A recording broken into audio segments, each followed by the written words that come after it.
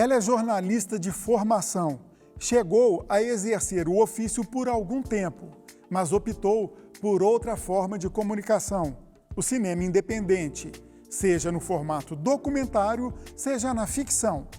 Ela coleciona prêmios nacionais e internacionais desde os primeiros documentários que produziu. A nossa convidada de hoje é a jornalista goiana Cláudia Nunes, ela que também atua no Comitê Goiano de Direitos Humanos Dom Tomás Balduino.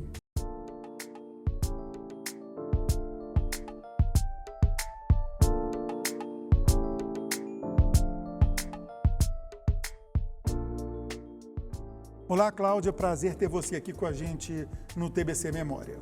Obrigada pelo convite, é um prazer estar aqui para falar com você, Enzo. Cláudia, vamos voltar um pouquinho no tempo, antes do cinema. Falar da sua vida como jornalista. Você chegou a trabalhar em várias emissoras, inclusive aqui na TBC. Sim, eu tive algumas experiências marcantes assim no jornalismo. Eu trabalhei no Goiânia Urgente, né, na antiga TV Goiá, que foi uma das primeiras experiências de jornalismo popular, né? O Goiânia Urgente, ele estava presente nos bairros, né, de Goiânia, e ele tinha uma interação assim muito forte com a comunidade, né? Inclusive trazendo essa realidade dos bairros para a televisão. Um outro programa que eu fiz também que me marcou muito foi o Rodas e Motores, com Fernando Campos, aí aqui na TBC, né? Um programa especializado em automobilismo, eu fazia reportagem, depois fiz a edição do programa. E o Fernando Campos é esse jornalista especializado, um grande nome nacional, né? E ele tinha um programa que abordava o automobilismo de diversos ângulos, né? E também trabalhei na Rádio Terra durante muito tempo como locutora da Rádio Terra, e um programa inclusive sobre cinema, que se chamava Quadro a Quadro.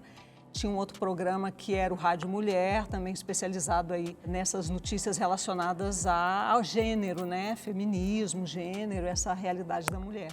Bom, foi aí que surgiu sua vontade pelo cinema, no Quadro a Quadro, e também pelo seu engajamento, quando você falou de mulheres, seu cinema é um cinema muito engajado também, né?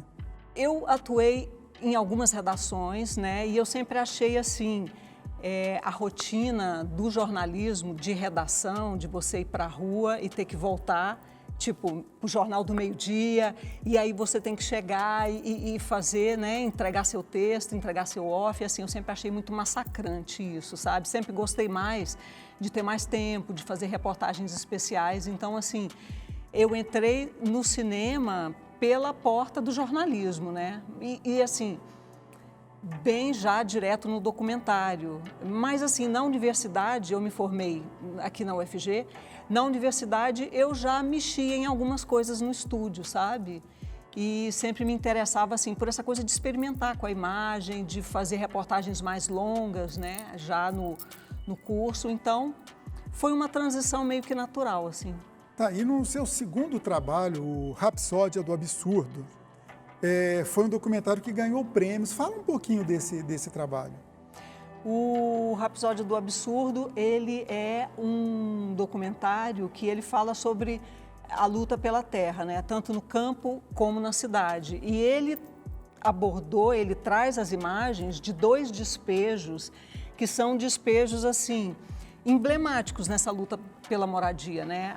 O despejo dos trabalhadores sem terra da fazenda do Wagner Canhedo, eram 2.000, 3.000 famílias lá, então se mobilizou um contingente, uma força policial superior a esse número de famílias, e o Parque Oeste, que foi um despejo forçado que deixou marcas profundas na história da cidade, né? Então o Rapsódia, ele confronta, né, essa grande injustiça que são os despejos forçados.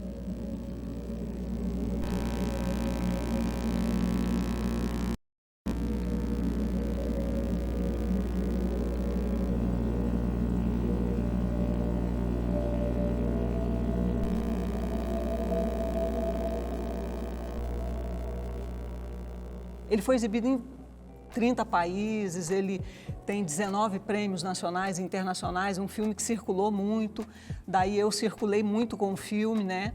Então, isso fortaleceu sim a minha carreira e aí consolidou no sentido assim dessa vontade de aí não arredar mais pé do cinema, né? Então foi muito importante. E como que é o seu processo de trabalho? Você faz roteiro, produz, dirige, edita? Qual que é as funções que você exerce nos seus filmes? Olha, é basicamente direção e roteiro, mas tem alguns filmes, eu gosto muito de edição. Alguns filmes eu me aventuro na edição, mas eu tenho um parceiro que montou grande parte dos meus filmes, que é o Érico Rassi. O Érico Rassi é diretor e roteirista também, hoje muito mais diretor e roteirista, mas ele esteve comigo em todos esses filmes, O Dono da Pena, Rapsódia do Absurdo, O Número Zero, que fala sobre meninos e meninas em situação de rua. Fala um pouquinho do Número Zero. Bom, O Número Zero, ele é um filme que surge de uma oficina de vídeo que eu fiz com meninas e meninos de rua do antigo Centro de Formação de Menores, aqui em Goiânia, né? Isso na década de 1990. Então, o que era uma oficina de vídeo acabou virando uma grande amizade e eu acabei ficando com os meninos por 2 anos, me relacionando com eles. Porque, na verdade, eles se apropriaram da câmera, né? Eles ficaram tão encantados pela câmera que eles se apropriaram. Parente, só vai fumar um negócio aqui agora. Parente, parente. Filma esse daqui. E aí não tinha como dizer não, né? A câmera passava de mão em mão. Grande parte das cenas do filme são cenas que também foram feitas por eles. E o filme, ele consegue captar, assim, com muita sensibilidade, a humanidade desses meninos, né? Porque populações em situação de rua, essas populações vulneráveis, invisíveis, né, muito marginalizadas, o processo da invisibilidade é isso, né? Desumaniza aos olhos da sociedade, né? Quem vê os filmes que você e outros cineastas que trabalham na mesma linha sua produzem, onde são mostrados esses filmes? A gente tem uma produção importante de filmes, documentários, ficção, animações, mas a gente tem um problema na circulação e na exibição, né? Durante muito tempo as salas de cinema estiveram dominadas muito pelo cinema americano, né?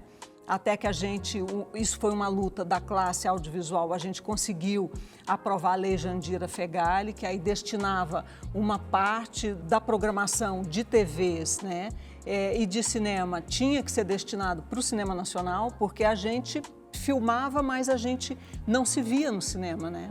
Nem a população, nem a sociedade, né? Sim, isso é uma coisa que eu sempre questiono quando eu converso com produtores locais, né? Vocês fazem um trabalho danado e não tem onde mostrar, não tem espaço. Sim, sim. Isso, apesar disso, isso foi se modificando, né? Hoje a gente tem alguns espaços assim que se dedicam a divulgar essa produção goiana, por exemplo, Cinecultura, né? Que é um cinema público importante, né? E a gente tem algumas outras iniciativas itinerantes ligadas aos festivais, o Goiânia Mostra Curtas, por exemplo. Aí a gente vai ter os festivais, né, como principal circuito exibidor desse cinema que a gente produz. E as plataformas de streaming, elas também são uma porta para a produção independente? Foram criadas iniciativas de cinema em casa, por exemplo, né? As pessoas tiveram que encontrar alternativas para o momento do confinamento, né? Então, nesse sentido, acabou que impulsionou um pouco a produção. Mas o que a gente tem ainda não é o ideal, né? Nós temos Netflix, Prime, que são as multinacionais. E essas outras plataformas, vocês conseguem acesso nos dois lados ou fica restrito mais a essas paralelas, digamos assim?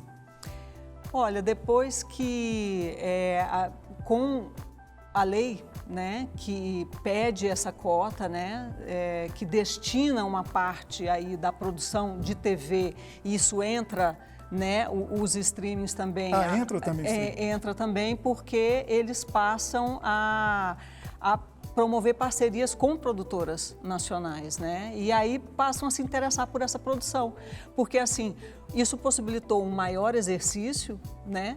E aí com esse exercício a gente começa a desenvolver linguagem, né? e aí isso passa a chamar a atenção, e aí a gente consegue criar ambientes, né, de coprodução e ambientes assim de parceria. Então, acaba que a gente também começa a alcançar essas grandes plataformas que têm também financiado a produção. Eu falei agora há pouco da questão indígena, você tem documentários, né, nessa linha também. Fala um pouquinho disso.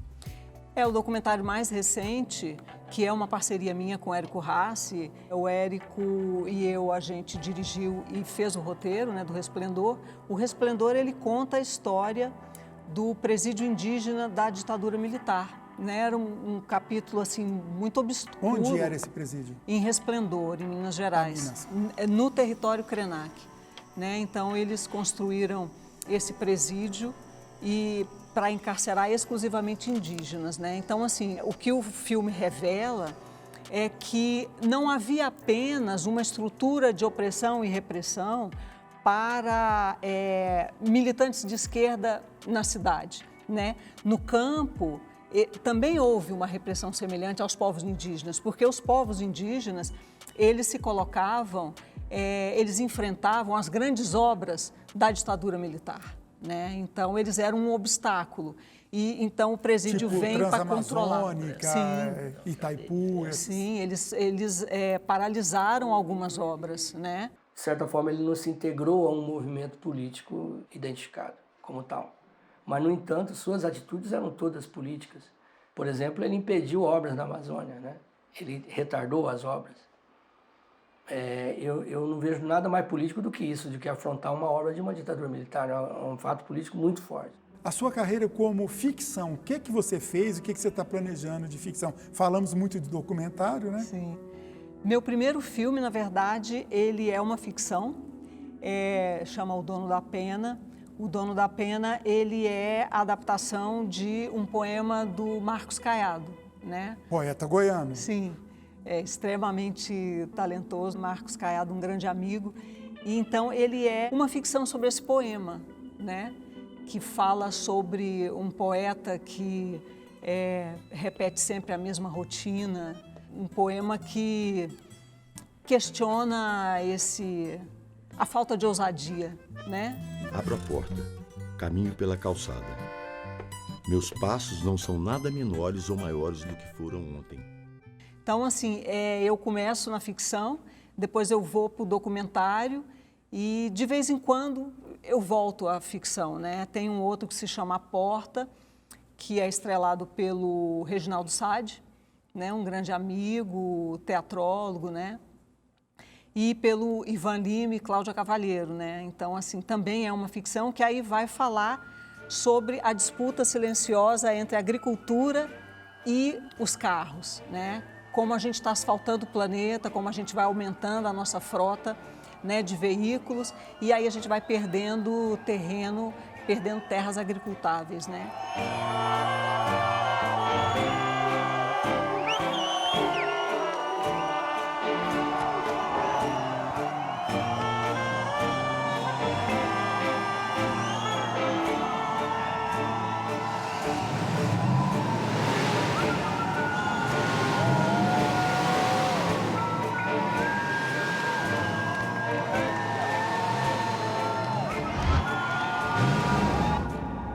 Jessie, eu vou abandonar as pistas.